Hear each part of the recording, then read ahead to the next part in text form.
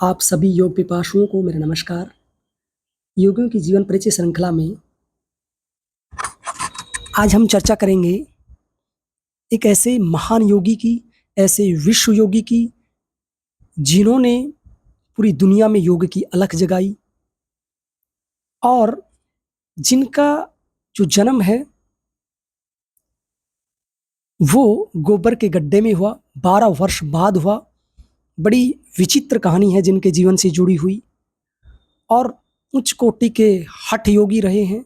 हठ योग परंपरा को जीवित किया और पूरी दुनिया में इसका प्रचार किया, पुस्तकों का लेखन किया। तो चलिए ऐसे योग पुरुष के बारे में, ऐसे हठ योगी, ऐसे साधक, ऐसे तपस्वी, ऐसे नाथ परंपरा के महान योगी के बारे में हम जान लेते हैं, जो सभी तरह की परीक्षाओं में कहीं ना कहीं इनके जीवन चरित्र को जरूर पूछा जाता है।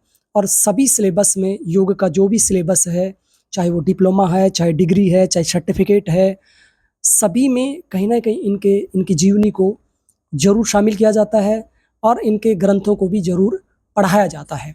तो चलिए जान लेते हैं कौन थे ये गुरु गोरखनाथ जी। देखिए, महायोगी या विश्व योगी, हठ योगी, नाथ परंपरा के प्रसिद्ध सिद्ध संत गुरु गोरखनाथ के जन्म स्थान और इनके माता पिता के बारे में ठीक से जानकारी प्राप्त नहीं होती है। इनके जीवन से जुड़ी हुई अनेक किंवदंतियां हैं, अनेक कहानियां हैं, अनेक परंपराओं में इनके जीवन को अलग अलग तरीके से जोड़कर बताया जाता है। तो अधिकांश विद्वान इनका जन्म काल है वो 11वीं से 12वीं शताब्दी के मध्य तक मानते हैं। पंडित राहुल सांकृत्यायन इनका जन्म काल 9वीं शताब्दी के मध्यकाल का मानते हैं। प्रसिद्ध कश्मीरी आचार्य अभिनव गुप्त ने अपनी रचना तंत्रालोक में मच्छंद विभु को नमस्कार किया है। मच्छंद विभु निश्चित रूप से मत्स्येंद्रनाथ ही थे। अभिनव गुप्त की रचनाओं का काल 10वीं शताब्दी के अंत और 11वीं शताब्दी के पूर्वार्ध का माना जाता है, क्योंकि गुरु गोरखनाथ जी हैं वो मत्स्येंद्रनाथ के ही शिष्य हैं। क्योंकि जहाँ पर मत्स्येंद्रनाथ का नाम आता है वहाँ पर गुरु गोरखनाथ का नाम अवश्य आता है। तो गोरखनाथ के जन्मकाल पर विद्वानों में अनेक मतभेद हैं। कश्मीर से सिंगल और असम से काठियावाड़ तक उनके बारे में अनेक तरह की कहानियाँ प्रचलित हैं। सर्वश्री मोहन सिंह, टेसी ट्री ग्रियर्सन, जयशंकर मिश्र, रांगे राघव आदि विद्वान गोरखनाथ का जन्म स्थान रावलपिंडी में मानते हैं, यानी जो पाकिस्तान में है रावलपिंडी। कुछ विद्वान इनका जन्म जो है उत्तर प्रदेश के गोरखपुर जिले से मानते हैं। डॉक्टर हजारी प्रसाद द्विवेदी तथा रांगे राघव इनको ब्राह्मण परिवार से मानते हैं। स्वयं गोरखनाथ अपने बारे में गोरखवाणी पद 36 में कहते हैं, आदि नाथ नाती मछिंदर नाथ पूता, निज तत् निहारे गोरस अवधूता। अर्थात मैं आदिनाथ भगवान शिव का नाती हूँ और मत्स्येंद्रनाथ का पुत्र हूँ। डॉक्टर रांगे राघव ने गोरखनाथ नामक पुस्तक में उल्लेख किया है कि गोरखनाथ के काल से पहले ही नाथ संप्रदाय की उत्पत्ति हो गई थी, इसलिए बचपन से ही इन पर घुमक्कड़ नाथ सिद्धों का प्रभाव था। गोरखनाथ के जन्म संबंधी प्रचलित दंत कथाएं क्या हैं? गुरु गोरखनाथ या गोरक्षनाथ के जीवन से संबंधित संपूर्ण विश्व में अनेकों दंत कथाएं हैं, ये हम पहले भी जान चुके हैं। और गोरक्षनाथ और मत्स्येंद्रनाथ के विषय में समाज में एक कथा बहुत प्रचलित है, खासकर उत्तर भारत में, जिसमें बताते हैं कि एक बार मत्स्येंद्रनाथ अपने शिष्यों के साथ भिक्षा मांगने किसी गांव में गए हुए थे। तब उन्होंने एक घर के बाहर आवाज़ लगाई। बताते हैं तब एक गृह स्वामिनी भिक्षा लेकर आई और भिक्षा पात्र में भिक्षा डालकर रोने लगी। जब मत्स्येंद्रनाथ ने उनसे रोने का कारण पूछा तो वह महिला रोते हुए मत्स्येंद्रनाथ से आशीर्वाद स्वरूप पुत्र प्राप्ति की याचना करने लगी। यानी उस महिला ने अपनी पीड़ा बताई कि महाराज मुझे पुत्र नहीं हुआ है, मुझे सब बांझ कहते हैं और मैं समाज में परेशान रहती हूँ, दुखी रहती हूँ। तो तब बताते हैं गुरु मत्स्येंद्रनाथ सिद्ध योगी थे, उनको दया आ गई और गृह स्वामिनी का दुख और श्रद्धा को देखते हुए गुरु मत्स्येंद्रनाथ ने अपने तपोबल से चुटकी भर भभूत, जिसे औषधि कहते हैं, उसे उस महिला को दे दिया और कहा कि इस औषधि के सेवन के बाद आपको यथा समय तेजस्वी पुत्र की प्राप्ति होगी। इसके बाद बताते हैं गुरु मत्स्येंद्रनाथ ने कहा कि जब भी वह इधर आएंगे तो जरूर आपके पुत्र से मिलकर जाएंगे। 12 वर्ष के बाद बताते हैं कि मत्स्येंद्रनाथ घूमते फिरते हुए फिर उसी गांव में आते हैं। इसके बाद जिस गृह स्वामिनी को मत्स्येंद्रनाथ ने पुत्र प्राप्ति का आशीर्वाद दिया था, उनके घर के पास जाते ही मत्स्येंद्रनाथ को बालक से मिलने का स्मरण हुआ। मत्स्येंद्रनाथ ने उस घर के पास जाते ही आवाज लगाई। गृह स्वामिनी पुनः भिक्षा देने के लिए घर से बाहर आई। तब मत्स्येंद्रनाथ ने बालक के विषय में पूछा तो गृह स्वामिनी ने संकोचवश करते हुए कहा कि मैंने उस बभूत का सेवन ही नहीं किया, बल्कि डर की वजह से मैंने उसे बाहर डाल दिया था, गोबर में डाल दिया था। मत्स्येंद्रनाथ ने कहा, तुमने ऐसा क्यों किया? गृह स्वामिनी ने कहा कि मेरे पड़ोस की स्त्रियों ने कहा कि राह चलते साधु की बभूत से कुछ भी नहीं होता है, और मेरी खूब खिल्ली उड़ाई। लोक लज्जा के कारण मैंने उस बुढ़िया को गोबर के गड्ढे में फेंक दिया था। गुरु मत्स्येंद्रनाथ को आश्चर्य हुआ, विचलित हुए, और उन्होंने तुरंत अपने तपोबल से देखा कि गोबर के गड्ढे से बालक बाहर निकलने का इंतजार कर रहा है। मत्स्येंद्रनाथ उस गोबर के गड्ढे के पास गए और बालक को आवाज लगाई। मत्स्येंद्रनाथ के शिष्यों ने उस गोबर के गड्ढे से एक सुडौल, चुस्त, तेजस्वी, ओजस्वी बालक को बाहर निकाला। उसके बाद गुरु मत्स्येंद्रनाथ उस बच्चे को अपने साथ लेकर चले गए। गुरु मत्स्येंद्रनाथ ने उस बच्चे को योग साधना के अत्यंत गोपनीय विधियों का ज्ञान दिया था। आगे चलकर यही बालक गोरखनाथ के नाम से प्रसिद्ध हुआ। 9 नाथों में गोरखनाथ का सबसे प्रसिद्ध योगी के रूप में प्रचलित है। गोरखनाथ जी सबसे प्रमुख और प्रसिद्ध योगी हुए हैं। इन्होंने योग के बिखरे हुए ज्ञान को सरल और सुलभ बनाकर आम जनमानस तक पहुंचाने का काम किया था। नाथ शब्द का अर्थ क्या है? तो देखिए, सामान्यतः नाथ शब्द का अर्थ स्वामी होता है। व्यवहार की दृष्टि से नाथ शब्द की उत्पत्ति नात्र धातु में ए प्रत्यय लगाने से हुई है। सिद्ध सिद्धांत पद्धति में नात्र धातु मुख्यतः 4 अर्थों में प्रयुक्त हुई है: याग, उपतापक, ईश्वर और आशीर्वाद दाता। गोरख सिद्धांत संग्रह के पृष्ठ 26 के अनुसार नाथ शब्द का अर्थ है नकारो नाद रूपम थकार स्थापयते सदा भुवंत्रय में व कह श्री गोरक्ष नाम स्तुते। अर्थात ना शब्द का अर्थ है अनादि रूप और था का अर्थ है भुवंत्रय का स्थापित होना। अतः नाथ शब्द का अर्थ हुआ वह अनादि धर्म जो भुवनात्रय की स्थिति का कारण है। शास्त्रों के अनुसार योग दर्शन के प्रवर्तक महर्षि पतंजलि माने जाते हैं, और उन्होंने इस योग विद्या को हिरण्यगर्भ से प्राप्त करके इसे सूत्रबद्ध करने का काम किया था।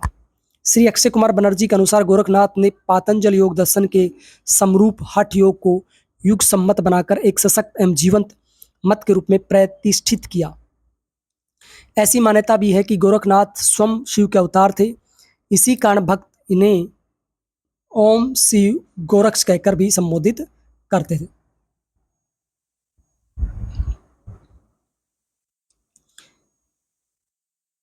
इनकी मृत्यु के विषय में कहीं पर कोई भी संकेत नहीं मिलता है।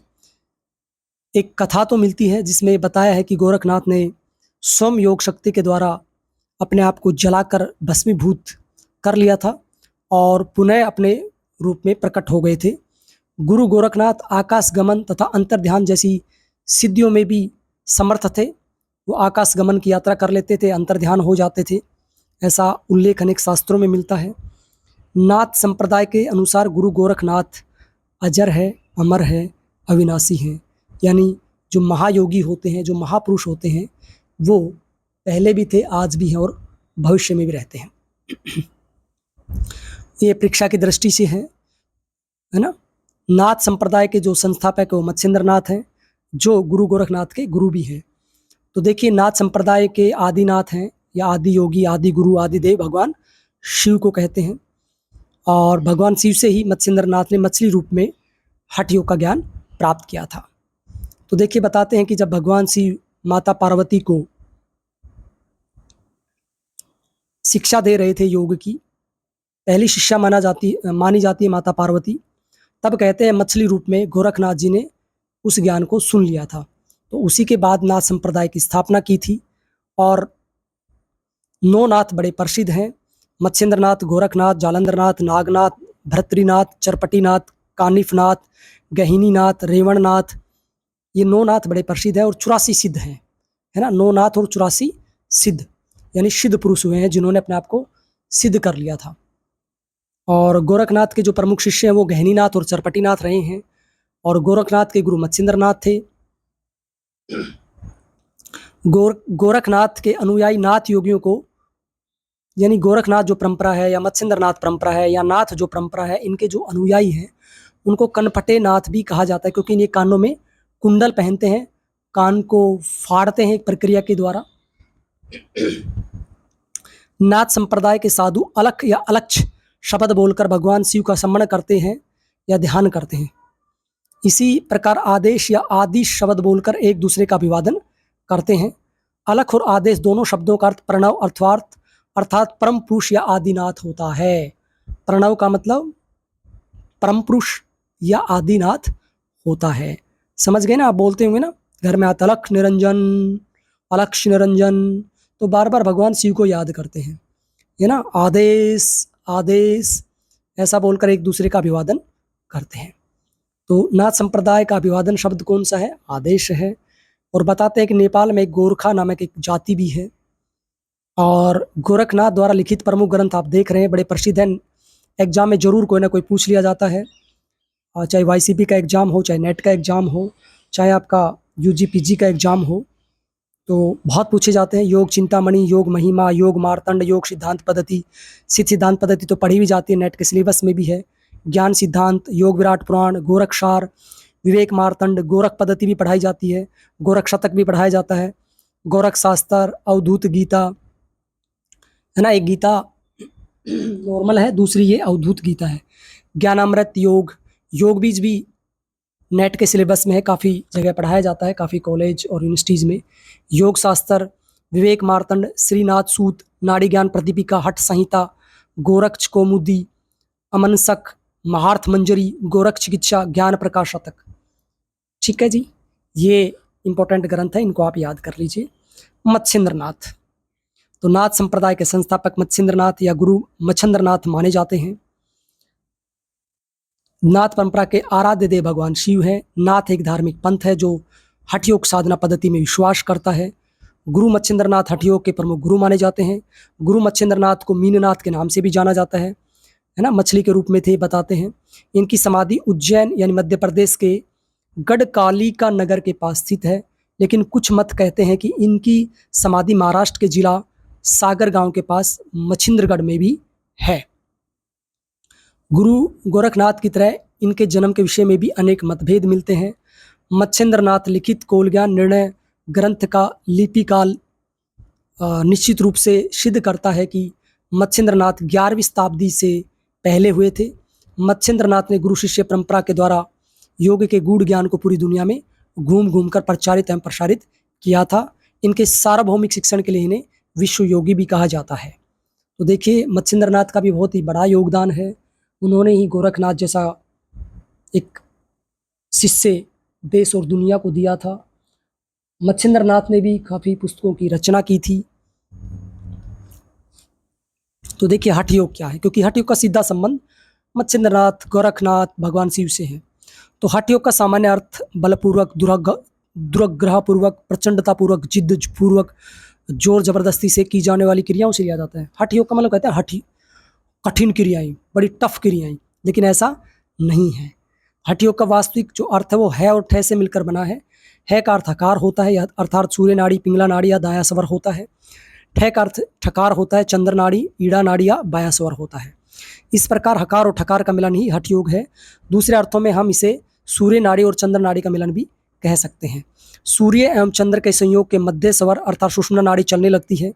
आसन, प्राणायाम, मुद्रा, बंध, ध्यान के अभ्यास से मूलाधार में सुप्त अवस्था में पड़ी कुंडलिनी जागृत होती है, जो सुषुम्ना नाड़ी के मध्य में माध्यम से चक्रों का भेदन करते हुए सहस्त्रार चक्र तक गति करती है, जिससे साधक को शक्तियाँ और सिद्धियाँ या हठ योग का अंतिम लक्ष्य समाधि की प्राप्ति हो जाती है। हठ योग राजयोग प्राप्ति का ही एक मार्ग है। भगवान शिव हठ योग के आदि नाथ कहे जाते हैं। नाथ परंपरा के सभी योगी मच्छेंद्रनाथ, गोरखनाथ, भर्तृनाथ आदि हठ योग की विधियों से ही साधना करते थे। तो हठ योग के प्रमुख जो ग्रंथ है, हठ प्रतिपिका है, घेरण संहिता है, सिद्धांत पद्धति है, हठ रत्नावली है, शिव संहिता है ना, गोरख संहिता है, योग बीज है, ये सब हठयोग के ही ग्रंथ हैं। योग बीज है, गोरख संहिता है, गोरख शतक है ना, सिद्धांत पद्धति, ये सब किसने लिखा है? गोरखनाथ जी ने ही लिखा है। विशेष तो देखिए, एक मान्यता के अनुसार राजा भर्तृहरि भी गुरु गोरखनाथ के शिष्य थे, जो रानी पिंगला के वियोग में व्याकुल होकर गोरखनाथ जी की शरण में आए थे। राजा भर्तृहरि यानी राजा थे वो उस जमाने में, और रानी पिंगला से उनका वियोग हो गया था, और भर्तृहरि ने गुरु गोरखनाथ से योग विद्या सीखी थी।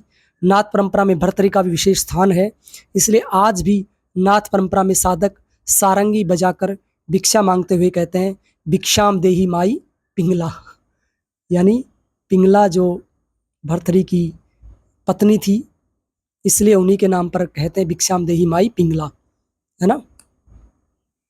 ये देखिए, गुरु मत्स्येंद्रनाथ का पिक्चर मछली के साथ दिखाया गया है। राजा भर्तृहरि का भी पिक्चर दिखाया गया है।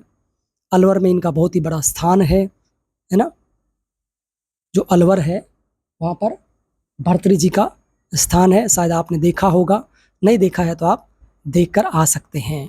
बहुत ही अच्छा धाम है, बहुत ही अच्छा स्थान है। तो आज के लिए इतना ही। आपके मन में कोई सुझाव है, कोई प्रश्न है, कोई भी डाउट है तो निसंदेह आप कमेंट बॉक्स में लिखकर आप मुझे बता सकते हैं। आज के लिए इतना ही। आप सबका बहुत बहुत धन्यवाद।